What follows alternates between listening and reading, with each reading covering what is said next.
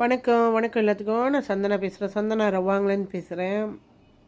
Cancer பேஷண்ட்டுக்கு தான் இந்த பதிவு.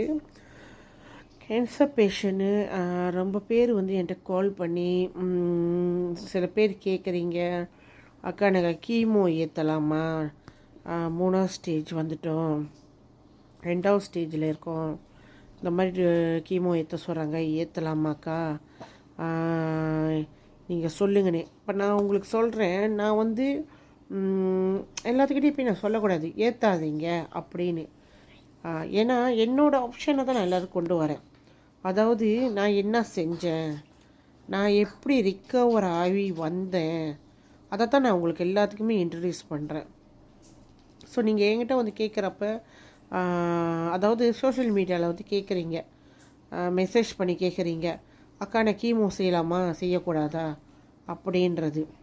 நம்ம தான் சொல்லியிருக்கோம்ல, நம்மளோட சப்ளிமெண்ட் நீங்கள் சாப்பிட்றப்ப அதோட பாதிப்பு எப்படியா இருந்தாலும் நம்ம சப்ளிமெண்ட் எடுக்கிறப்ப அது சேஃபாக தான் கொண்டு வரும் நம்மளை. ஸோ நீங்கள் அது செஞ்சாலும் சரி செய்யாட்டி சரி உங்களை சேஃப் பண்ணி கொண்டு வரும். ஸோ அதோட வேலை அது தான். நம்மளோட ஷிரத்தோ நம்மளோட சப்ளிமெண்ட் எல்லாம் நம்ம சாப்பிட்றோம்ல, அதோட வேலையே அது தான், நம்மளை அந்த இடத்துலேருந்து காப்பாற்றி கொண்டு வர்றது. ஸோ அதை நம்ம முறைப்படி செஞ்சாலுமே நம்மளுக்கு மித்த எதுவும் தேவைப்படாது. அதை அதான் சொல்கிறோம், முறைப்படி செய்யணும். நம்ம சொல்லுவோம் கேன்சர் பேஷண்ட் என்னென்ன எடுக்கணும், எப்படி எடுக்கணும், எத்தனை மாதத்துக்கு இந்த டோஸை ஃபாலோ பண்ணணும், எத்தனை மாதத்துக்கு அதுக்காகிட்டு நம்ம அதை குறைச்சி சொல்லுவோம், அதை ஃபாலோ பண்ணணும், இதெல்லாம் நம்ம முறைப்படி சொல்லி கொடுப்போம். ஸோ அதை நீங்கள் முறைப்படி செஞ்சாலுமே மித்தது உங்களுக்கு தேவைப்படாது.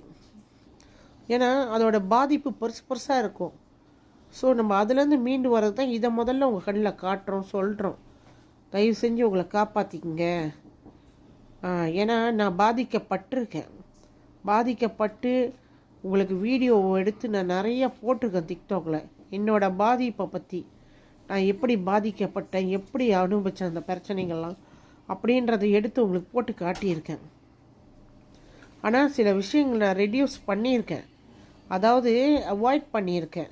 அவாய்ட் பண்ணியே நான் ஒரு ஆப்ரேஷன் பண்ண காலத்தில் இவ்வளோ பிரச்சனையை அனுபவிச்சிருக்கேன். ஸோ நான் மேபி அதெல்லாம் அவாய்ட் பண்ணாமல் ப்ரொசீட் பண்ணியிருந்தேன்னா எனக்கு என்னால் சொல்ல முடியும், நான் உயிரோடு இருந்திருக்க மாட்டேன், உயிரோடு இருக்கிறது நாட்கள் ரொம்ப நாளாக இருந்திருக்காது அப்படின்னு.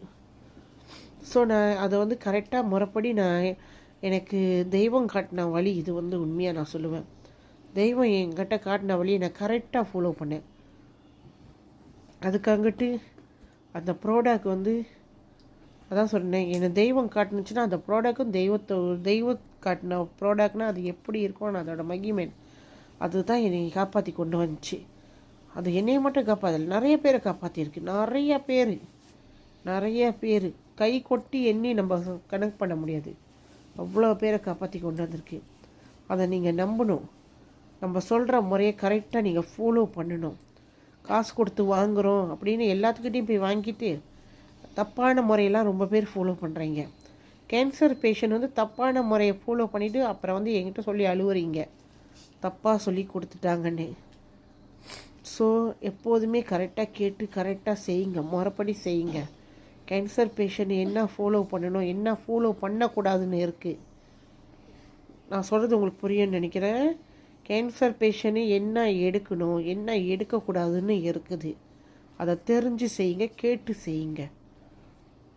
அதை பற்றி இன்னும் மேலும் தெரிஞ்சுங்கன்னா எனக்கு புலனம் பண்ணுங்கள். என் புலனம் எண் கோசம் 4 29 கோசம் 4 818. சந்தனா ரவாங்கலன்னு பேசுகிறேன்.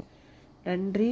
எல்லோரும் எப்போதுமே நோய் நொடி இல்லாமல் ஆரோக்கியமாக சந்தோஷமாக நிம்மதியாக இருக்க இறைவன்கிட்ட நான் எப்போதுமே பிரார்த்தனை பண்ணிக்கிறேன். நன்றி, வணக்கம்.